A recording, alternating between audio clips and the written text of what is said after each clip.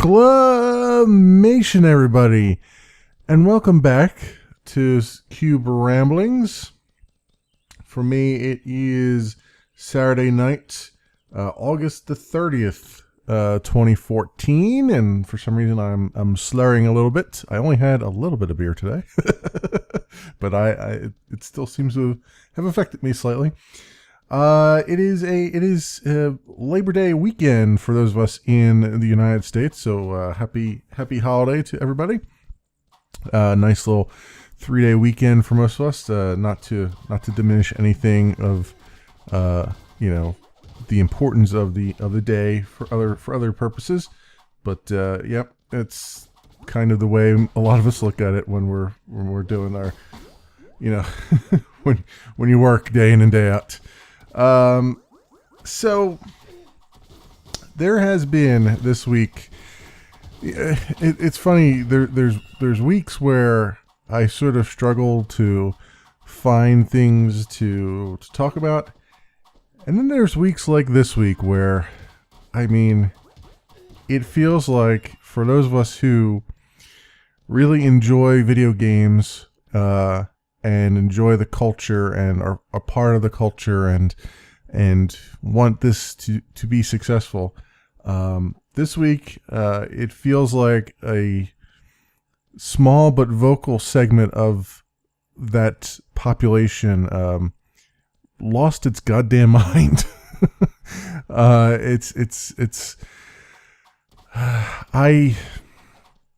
like most people. Well, I like many people. There's a comma in there somewhere. Who are gamers. I tend to believe that I'm a rather reasonable-minded individual, and there's plenty of us who play games, and we're just kind of, reasonable people. And it's it kind of feels like there's this whole group of us, the vast majority of us who are gamers, are kind of standing on the sideline looking at what has transpired this week and, seeing the shouting going on back and forth and, kind of looking at each other going, I ain't walking into that echo chamber. And I kind of feel that same way too. I turn to video gaming because it makes me happy. It gives me much joy in my life, and it pains me to see some of the less civilized portion of it when it gets thrown out into the limelight, and also to see some of the blatant clickbaiting that's been happening with some of the video gaming news sites, and I think I should before I continue, I should probably mention what the hell I'm talking about, because I feel like I've missed that point. This week there have been several instances of very, very dark marks against the gaming community in general. There have been death threats. There have been hacking and doxing that has happened against PlayStation Network and other developers. These are all high-profile things. There's been a lot of controversy surrounding a new game that has gone on Steam for free by Zoe Quinn. There's been a swatting incident against a prominent Twitcher. It has not been fun reading the articles this week about this hobby that I enjoy so much of, and I'm of the mindset that I don't really want to address it. I think I'm in the vast. I think I can count myself in the vast majority of gamers who kind of see this, are looking at it from the sidelines and going, you know what? I don't even want I don't even want to touch it. There's important things going on. There's important dialogue that should happen and is possibly happening.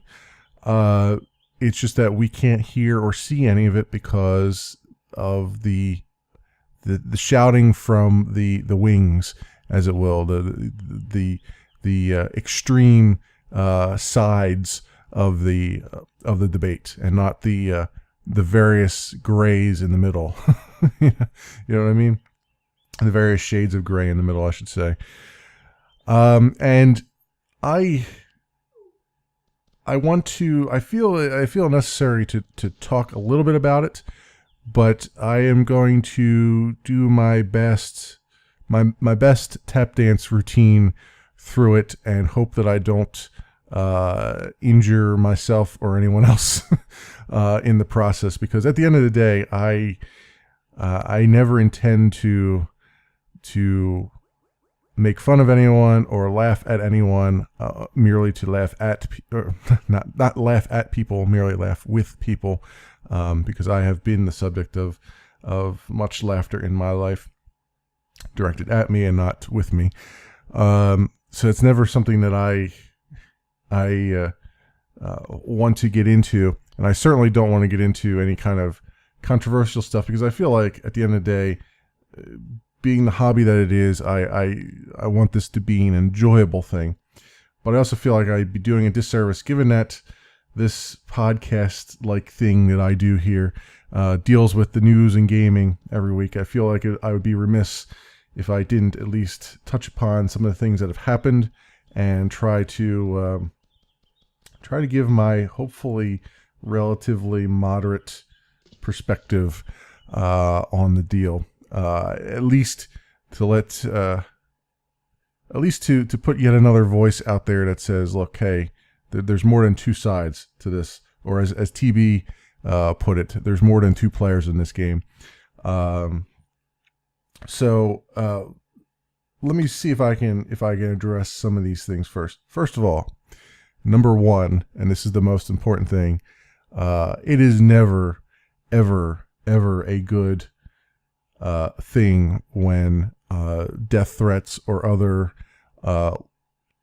life-threatening things are slung about on Twitter or social media or in real life or anything of that nature.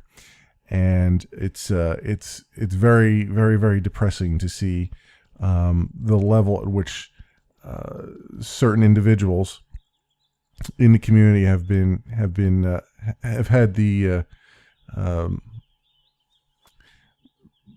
on the short end of that stick. In particular, we've had Anita Sarkeesian, I believe is how you pronounce her name. I hope I'm pronouncing that right. I have no idea.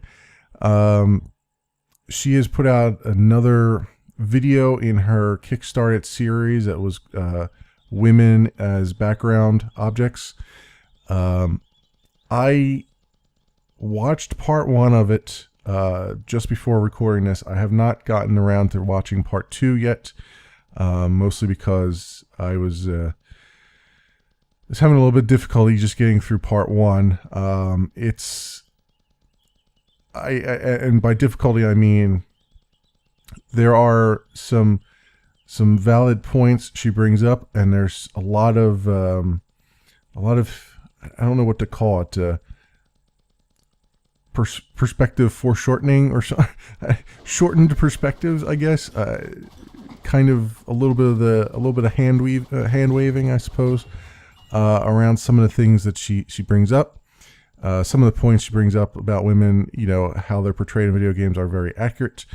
Others are, I would say, purposely narrowed.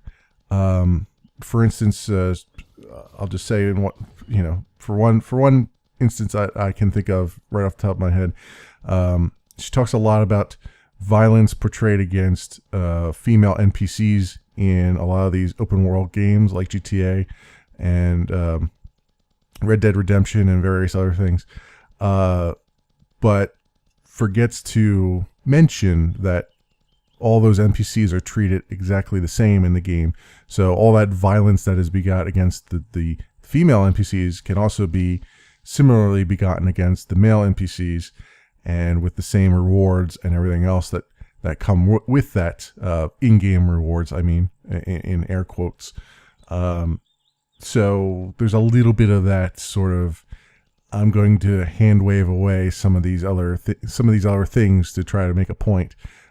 So sometimes she picks on things that are not really, they're purposely narrowed to fit her narrative and not exactly entirely accurate. That's where I tend to get into some issues with some of the things she's saying. Other things she said, like, the random brothels that you run across in games and various other things, very spot on with some of those points. But I'm not going to get into that. I'm not going to take any sides in that matter. I just have my own thoughts about that whole thing, and I have not gotten through the latest video that she's put out, mostly because I'm having trouble just I'm having trouble just with her videos in general. So, but that's how you have an adult conversation on things, right? Is you no matter how much you disagree with someone's syllabus or someone's summary, you expose yourself to their thoughts and their perspectives anyway, because even though you initially going into it, you feel kind of sick to your stomach, you force yourself to ingest that anyway, because it only helps to more inform you about what talking points are actually being made on the various sides of the issue. So she, that video went out. The more cynical part of me tends to believe that it went out just prior to PAX Prime, given some of the issues that the Penny Arcade founders have gotten into with their tropes against women. So that's the cynical part of me coming out, that perhaps the timing of this was not accidental. But I have no proof of that, and nor do I ever really feel the need to go find proof of that. So she's been getting various death threats and various other threats of physical violence, enough that she even left her own home. On top of that, Zoe Quinn, a relatively well-known developer in the gaming community, just released last week on Steam for free a game called Depression Quest, which actually goes into tries to go into some of the specifics of a deeply depressed person and how they view the world, and try to explore that. The timing of that probably wasn't the greatest, given that we've had a very those of us in the States have had an actor, Robin Williams, die very recently of depression. So, but then again, I would also postulate that there's probably never going to be a good time to put out a game like that shines a spotlight like that. It's just got to be something that is done. And given that it's going out for free, I can't really see any nefariousness about that. Even the cynical part of my brain can't find anything nefarious or otherwise about that. But there's been a lot of controversy about that. She's also been the subject of a lot of death threats and also doxing and hacking attacks. Phil Fish also earlier, I believe last week, and Polytron, which was the company that he owns and that runs, and that was the developer of Fez, was hacked. Information was stolen.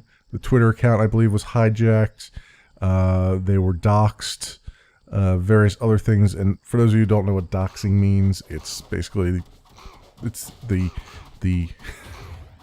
script kiddie term for they found real life information on these people and they made it public, which is quite illegal and not very ethical or moral in any respect. It's not.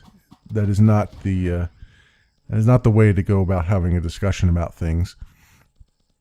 So that also happened earlier in the week. Also earlier in the week, that same hacker group, or I don't even want to call them hackers. You call them hackers and they get this whole glorified thing. They're really just script kiddies. They wouldn't know how to write some of those tools that they use. They know how to use Google. Is what it comes down to sometimes. But that same script kiddie group also DDoS'd, or distributed denial of service, they launched against the PlayStation Network, as well as apparently unconfirmed against a few Blizzard servers like League of Legends and something else, some other game I can't remember off the top of my head. But those were not confirmed, and we don't really know if that was actually what happened or not. And those servers didn't seem to even belch even a bit. So, but they did manage to bring down PSN, the PlayStation Network, for the majority of a day, while mitigation strategies were put into place.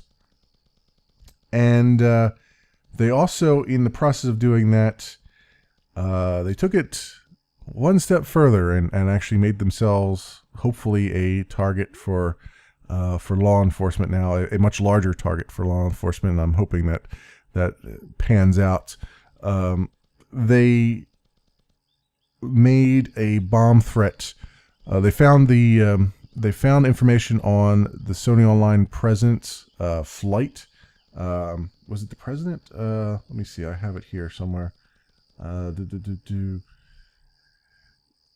Yeah, it was a Sony Online Entertainment president, John Smedley. He was on a flight, I believe it was from Texas back home to California. I want to say San Diego, but I'm not sure if it was that or one of the other Sans out there. There's plenty of them out there.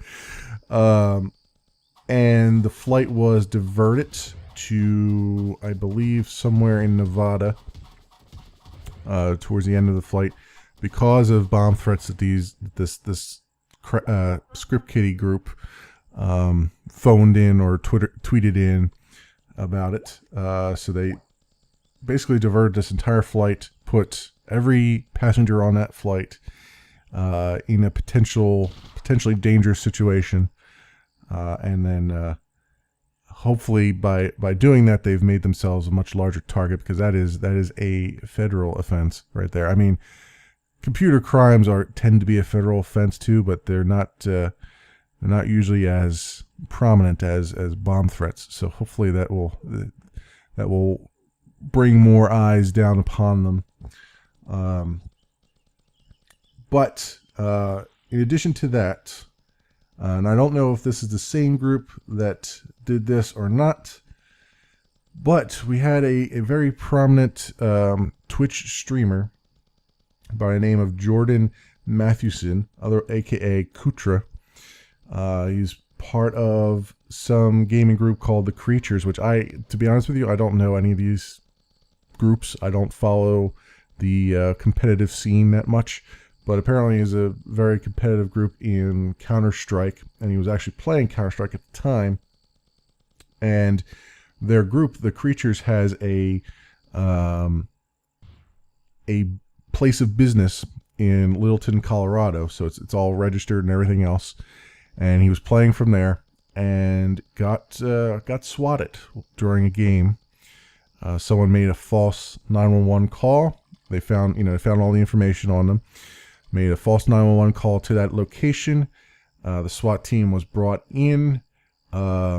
the SWAT team does what the SWAT team does, which is throw people around like they're rag dolls and basically show off all their ex-military hardware. And then also some of the public schools in the area were put on lockdown. I mean, it was a serious threat that was phoned in. It was like, someone's brandishing a gun and has a hostage and all that stuff. So it was the police, the SWAT team responded as I would expect a SWAT team to respond.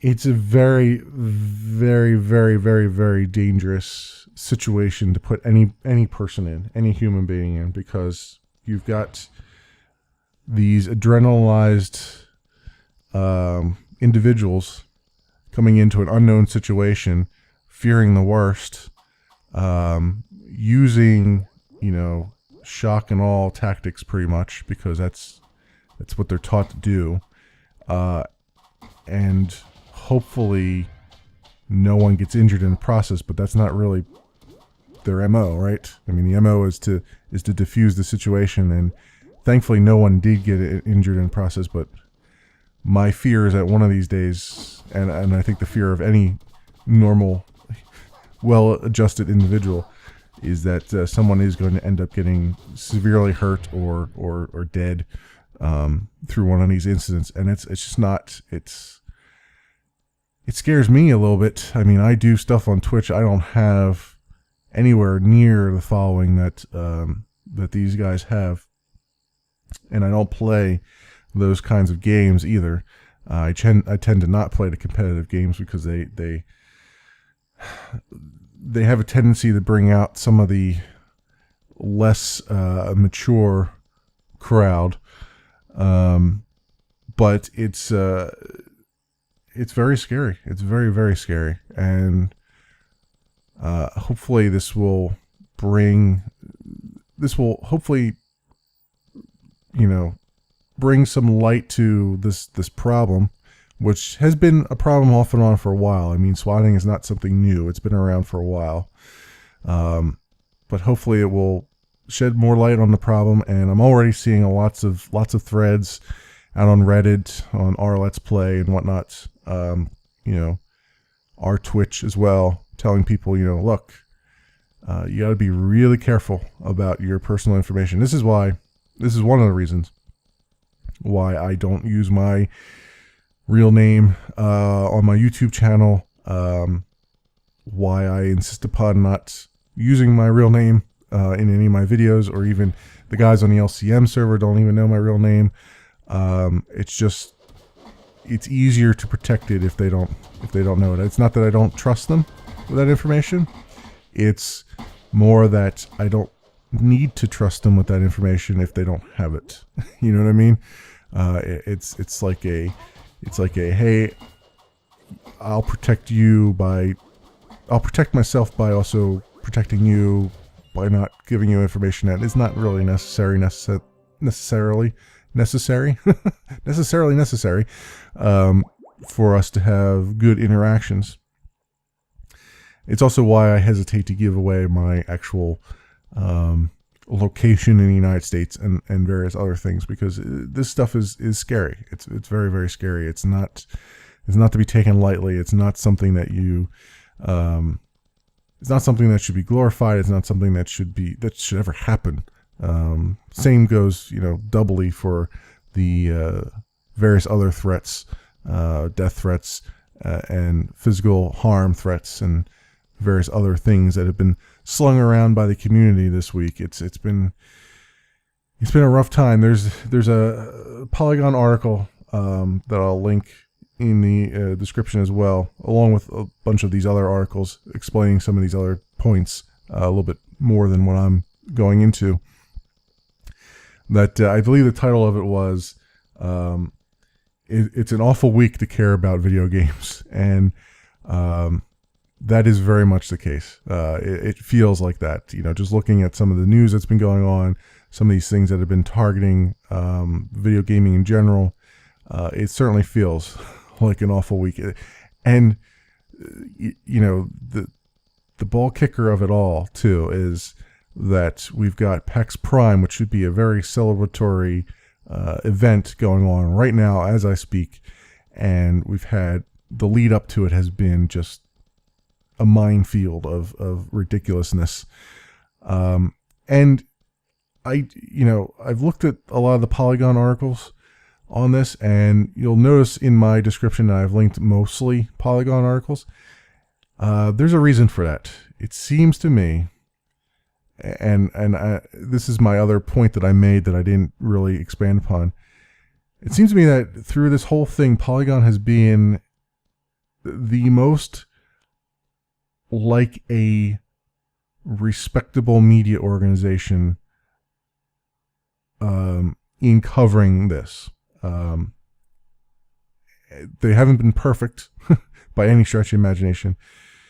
They've been better than some other sites. I've been kind of disappointed with some of the things I saw. Like, for instance, there was an article, and I meant to go look it up, but I didn't, because it was just, I have a feeling that they might have changed the title of the article by now. But there was literally an article that came out on Ars Technica, which is another site that I use relatively frequently because it is actually, generally speaking, a well researched and well,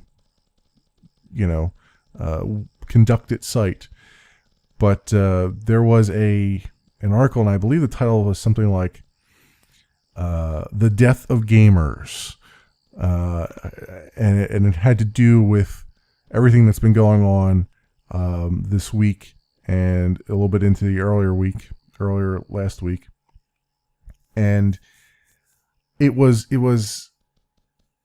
I read it and I went, I don't, first of all, the headline was completely clickbait and just sensationalized. It was something that I feel like someone at ours should have looked at that and went, yeah, we're not Huffington Post and we're not Daily Mail, so fix that right now before this goes public.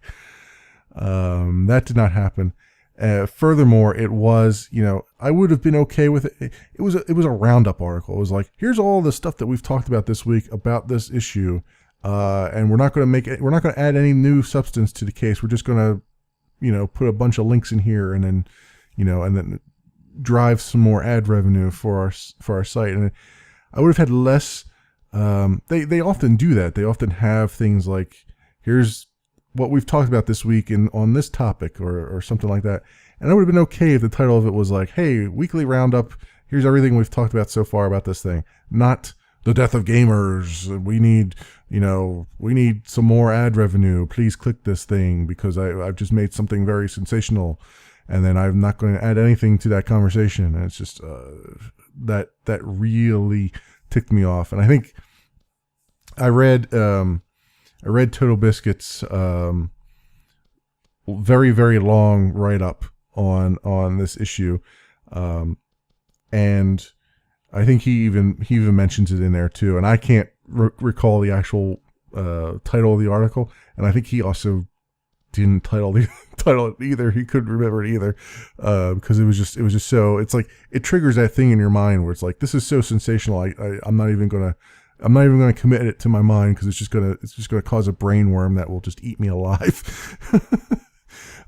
So some of the other coverage on the other sites has been cringeworthy tabloid stuff, and that's why I've been mostly linking to Polygon stuff. And I tend to link more to Polygon stuff anyway because they tend to actually be a little bit closer to the actual news and have more information than a lot of the other sites do. They tend to go into a little bit more depth sometimes. Sometimes, not all the time. I've seen plenty of just, here's a paragraph and a video. Have fun, Also, another thing is that the IGDA, the International Game Developers Association, also came out and made a statement just recently. And I'll just read the statement or the blurb of the statement that was on the Polygon article. But basically they said, over the last several weeks, game developers and affiliates have been the subject of harassment and doxing attacks, including threats and posting of home addresses. While we support diverse viewpoints and healthy debate on the issues within our industry, we condemn personal attacks such as these, which are not only morally reprehensible, but also illegal in many countries. We call on the entire game community to stand together against this abhorrent behavior, which has also sort of been the rallying cry for me to actually talk about this as well, even though I would prefer to talk about more pleasant things. This has been... I felt like this needed to happen because I know that there's a lot of people in my... there's been a lot of talk on the Let's Play subreddits and stuff like that, like, hey, you know, we all are kind of feeling the same way, which is, you know, don't don't tip your foot in that water because it's going to hurt you. Don't dip your toe in acid; it's going to hurt. But I think the general consensus is, you know what, something needs to be said, and it's better to, you know, since I already have the format, I figured I might as well say something. It's not the way that I want to conduct this this podcast, but it seemed necessary. And by no means have I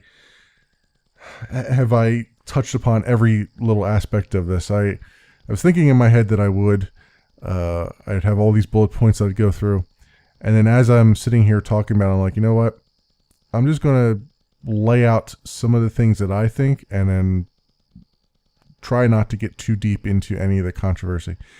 What I will say, there is one bullet point that's sticking prominently in my head that I want to sort of convey, which is, again, tippy-toeing through the tulips here. My thought on what's going on with video games right now and video game culture is that video games have become very large now. The group of gamers, of core gamers, has expanded and grown. It started out as just a group of, you know, mostly male group of people who were enjoying playing games, and it has now grown to encompass many races, creeds, genders, orientations, so on and so forth. And what I would say is that, given that case, I do not have a problem with groups like the Feminist Frequency and whatnot, citing examples of areas that we need to improve upon, given our history as a mostly male heterosexual group, and where we need to be more inclusive. I would also say that there's a difference between balance. That's not really what I want to say. I want to say I'm not particularly the type that likes the swinging pendulum way of doing things. If you're going to be balanced, if the pendulum needs to swing to one side to make it a little bit more balanced, or a lot more balanced, very well. It should not go beyond that. It should not go unbalanced again. If you want balance, go for balance. Don't become unbalanced. And I think a lot of the messages that we're getting are that every mainstream AAA title has to be completely inclusive of every walk of life. And while I agree that there's not enough representation of some of the other I don't want to say subgroups, but some of the other classifications of people in our gamer culture, and that there needs to be more examples for them to, you know, for that equation to be balanced out. I also want to say that there's plenty of elbow room in fiction for everybody, right? So some of the things that have been cited, I mean, I know Red Dead Redemption's been kind of drug through the weeds a bit. and I haven't played it myself, but I've watched a lot of videos of people playing it. And the thing that I gather from that is that the developers were really going for the old Hollywood tropes, right? The old Hollywood tropes of, oh, there's a damsel in distress on the railroad tracks, you need to save her, or various notions of that. I don't think they were actually trying to make any other statement beyond that. I think they were just saying, hey, look, these are some of the old Hollywood tropes that we used to see about the Wild West, from old movies and whatnot. So specifically zeroing in on them and saying, this is what's wrong with our industry, it's not really accurate, to a certain extent. Though I do agree that it can give a wrong impression, and that there's not enough examples to the contrary of that to delve upon. I still think that there is room for everything. I look at it this way. I mean, Anita Sarkeesian, or whatever her name is, I can't pronounce her name, I'm sorry. She makes the reference to a toaster. And it's like, oh, you might not use your toaster, but the toaster's there, and it's on your countertop, and it's got one purpose. I think that's a little bit inaccurate. I would use more of an example of, I am not generally a religious person, but I am not against the public library, having religious books in it, right? I feel like that's important, that religious books be in a public library, even though I myself do not identify with those books, right? So that's kind of my kind of wishy-washy counterpoint to that. That's not very well thought out. It's just kind of my knee-jerk reaction. And that's all I'm going to say on that. I think I'm pretty well done. I don't really want to delve any further, because it's just going to cause a whole crap storm of stuff that I don't want to deal with. To be honest with you, I'm doing that thing that most of gamers are doing right now. Are like, okay, there's something, all this shouting is going on in this echo chamber over here. I'm just going to sit here and just play my games and have fun. So, that's it. I'm done. The next topic on my list. It has been confirmed. That Amazon has bought Twitch TV for $970 million, in my best Austin Powers accent there. $970 million. And in the process, we did find out that yes, the original reports that Google had been looking at acquiring Twitch for $1 billion were accurate. However, Google pulled out of the deal due to antitrust concerns, because they would basically own all the major video streaming things, with the exception of Netflix. At that point, it would just be Google and Netflix then. And to be honest, I'm okay with Amazon doing this, and I was also okay with Google doing it, sort of. I mean, it was kind of I was kind of worried a bit, because there would be no other alternative, and Google is a ginormous beast as it is, and it's very hard to sling a stone at a beast that has a public appearance of being very gentle and docile, but is actually not. once you peel back the layers, once you hang around after midnight. So Amazon buying it also makes a whole lot of sense. Amazon has a ginormous infrastructure already set up for this kind of thing. They've got AWS, which many, which is Amazon Web Services. That's what that is. Many sites run on top of AWS. Reddit does. All of your major sites have some kind of presence on AWS. Any site that goes through Heroku or something like that, it's sitting on top of AWS eventually. It is the premier cloud computing platform that we have today for the most part. So they've got infrastructure. They've got a ton of infrastructure. So that is a good thing. Twitch will be in good hands there as far as the technology goes. As far as the management goes, Amazon is kind of back and forth with that. Google is worse at acquiring companies than Amazon is. So a company that gets acquired by Google will be basically beaten to death and completely upended and just folded melded into the fold of the larger Google.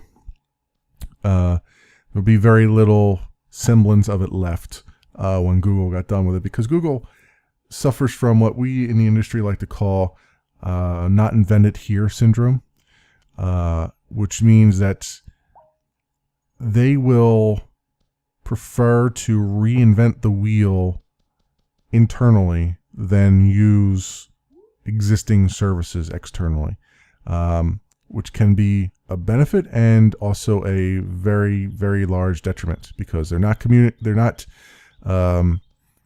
necessarily aiding the community at large. And I say not necessarily. They do have a lot of community-oriented projects, but they're also putting their own spin on things, and they're bringing all that knowledge, more importantly, in-house, and not really spreading it too much. It's kind of thinly spread. So at the end of the day, it's very hard to compete with them when you don't have knowledge of how they do things, and that can cause some problems. They also have this tendency, as a guy who's had to consume Google APIs in the past, namely the AdWords API. Google APIs suck completely. Like they have no clue how to. I mean, they're world class, quote unquote, engineers, and they have no clue how to provide a stable, reliable API. So for all those integrations that you see with Twitch now, if Google had taken over Twitch, I could see a lot of those integrations, like with Xbox One and with Minecraft and all those various other ones out there. I could see all those just breaking horribly and not being able to be maintained if Google had taken them over. There is more hope with Amazon, though, in that regard. There's also more hope with Amazon as far as Twitch keeping its identity once folded into the Amazon ecosystem. Amazon is kind of back and forth with that. Sometimes Amazon will completely meld a company into their own, and the company will look nothing like it used to. Woot is a good example of that. But a lot of times it's been companies that were directly involved with e-commerce and stuff like that. Because Amazon does e-commerce, and that's they feel like they are the subject matter experts on that, and they're going to do what they want to do. As far as other companies that they've acquired, like Amazon's been doing a lot with video games and game streaming and all that stuff. A lot of those companies end up retaining their entire identity and being relatively left alone by the larger Amazon management. They just get deeper pockets to delve into. So that's also a good positive for Twitch. It means that, when they say briefly in the article that, I believe the Twitch CEO said briefly in the article that, in the announcement, that the deal that they struck with Amazon was more favorable in the back end. To me, I interpreted that to say it was more favorable for the employees.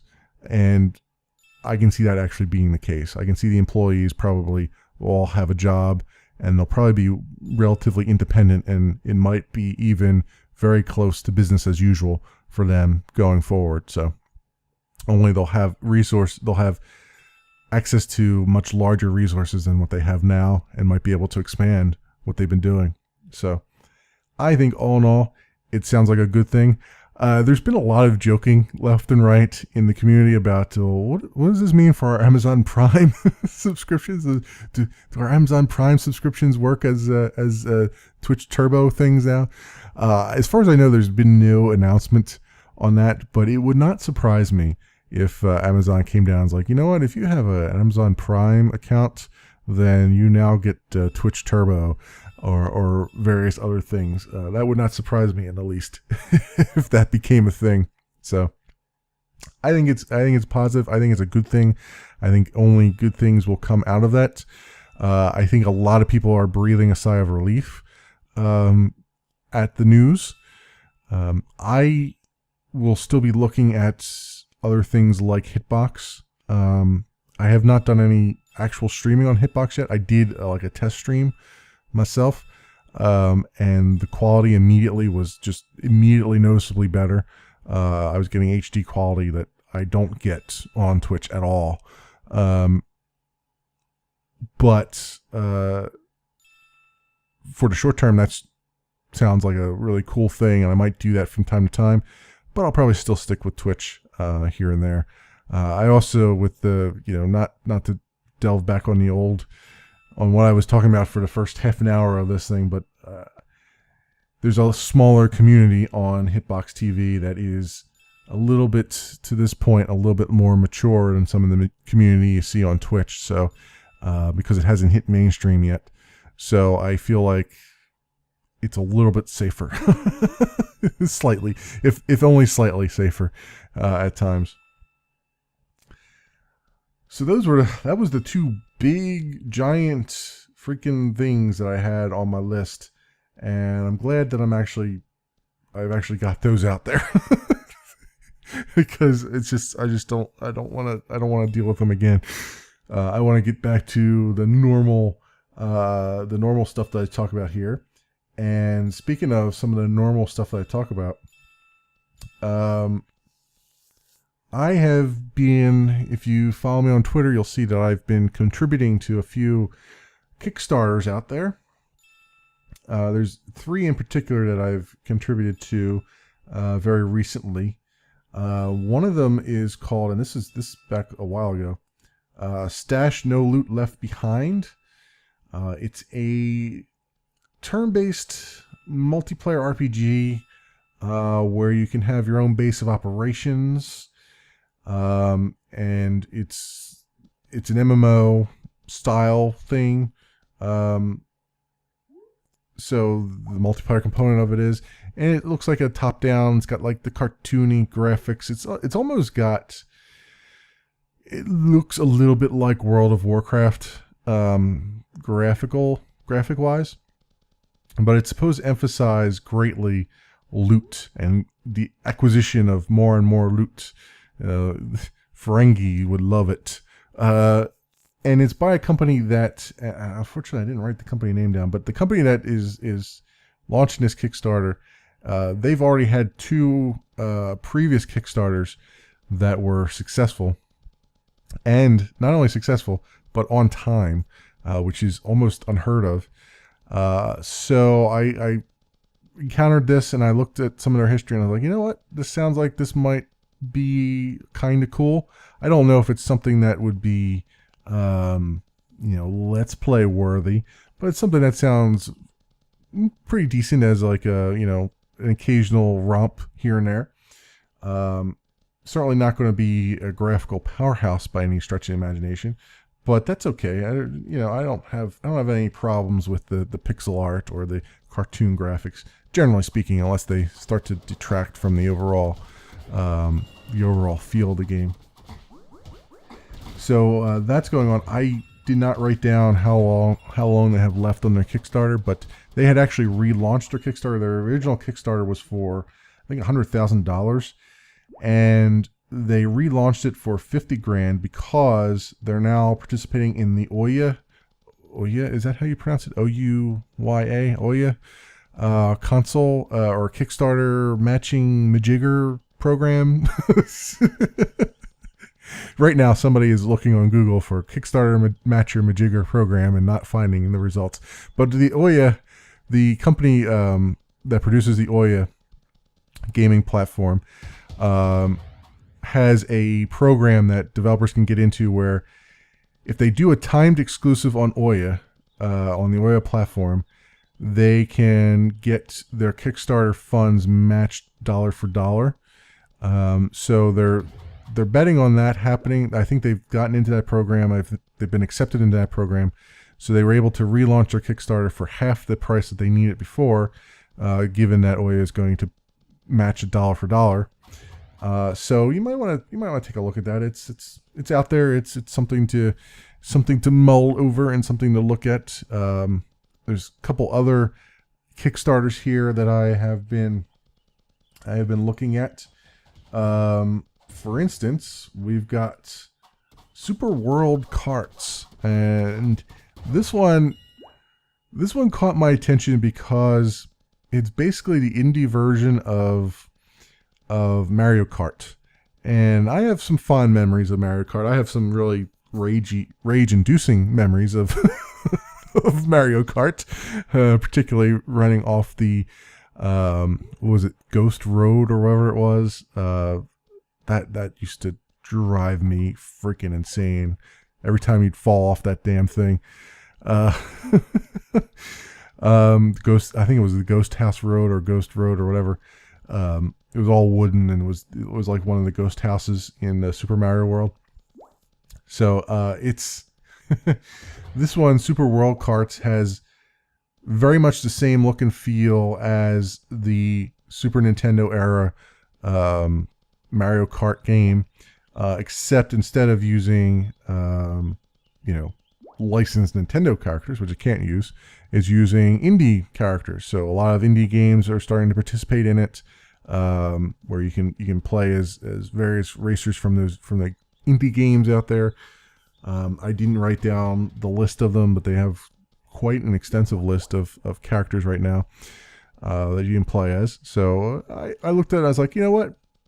This has got my nostalgia, my nostalgia interest peaked. So I might as well go for it and see what it looks like, and see if it's going to be fun. Because I've been watching a lot of Good and some of the other Mindcrackers playing the new Mario Kart, and the game looks cool. It doesn't look as much fun as the old games looked, and I don't know if that's actually the case or not. I mean, they're up to like episode 35, so it's got to be some kind of fun.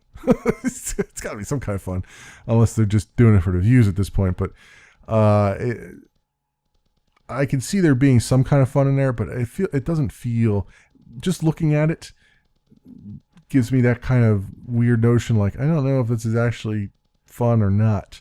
But then when I look at the old Mario Karts, like from the Super Nintendo era, I instantly feel like, oh yeah, that's got to be fun. I got to go play that. I got to go play that again. And I don't feel that way for the new Mario Kart that I've seen, the videos I've seen of it. So when I saw this Kickstarter come up, I was like, ooh, that feeling is returning. I can feel my toes again.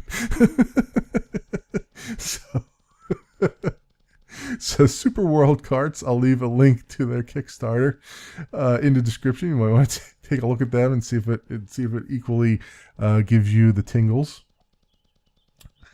In addition to that, there's another game that I've been following the development of for a while, and I've been waiting for them to actually come out with their Kickstarter campaign, and they finally did a few days ago.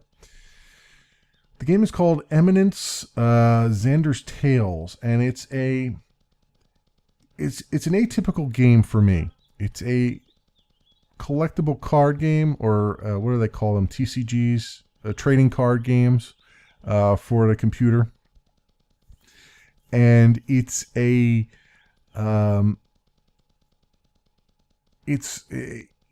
takes sort of some of the RPG like elements. So there's like a top down. I guess the best thing, it kept reminding me of the old Magic the Gathering Duels of the Planeswalkers, the old game where you had an entire world that you would walk around. You'd have an avatar and you'd walk around this world, and then you'd fight various creatures along the way, and then that would as you encountered those creatures, it would trigger a game of Magic, and you would fight against those. They would be your opponent. It has very much that same feel to it. It also has sort of and they mentioned this too in their Kickstarter, it has sort of a Pokemon-ish feel to it too. Although I've never played Pokemon, and I've never been into the whole Pokemon scene, because I was just Pokemon didn't come around until I was already out of most of the cartoon era for me. But I say that semi-truthfully. I've never been out of my cartoon era. I'm just Pokemon was too immature for me at the time that it came out. But it's got that feel to it. It's got the cards look rather beautiful in the game, and it uses it's a what do they call it? A triple treat, triple crown, triple something. There was a card game in, I believe, one of the Final Fantasy games, where you could play the card game, and basically every card had there was a grid of 9 spaces, and then every card you put on the grid had numbers on each side of the card, and those numbers were the attack points. And basically you put that card down next to an opponent's card on the grid, and if your number is greater than the opponent's card number that's facing that side, then you take that card from them, and the winner is whoever takes the most cards out of that duel. And this entire game is built around that mechanic, and it looks really cool. The cards are beautifully rendered from what I can see. There's some videos out there of some of the actual gameplay, which looks kind of interesting and cool. The game is designed primarily, from what I can tell, as a mobile game. Their first target is actually iOS, which kind of a bummer for me because I don't own any iOS devices, and I don't intend to ever own any iOS devices. Their stretch goal, though, is an Android version, and then PC versions and stuff going forward from that as additional unlockable stretch goals. So I'm hoping that they at least get to the Android stretch goal, but even if they don't, I feel good at giving them money because I think it's a concept that's awesome. Even though I won't be able to play the game on launch if it's only iOS, I still think the concept is really solid and cool, and I think it looks like it could be a really fun game. So I contributed to it knowing full well that I might never be able to reap any of the actually ever play the game itself, but I just felt like I felt like it's a good enough concept. It's a different enough concept that it deserved it deserves life. It shall live. It shall live. Hopefully, if others agree with that. But there's 37 days left on their Kickstarter. They just started it, so I want to take a look over there. I'll leave a link in the description as always.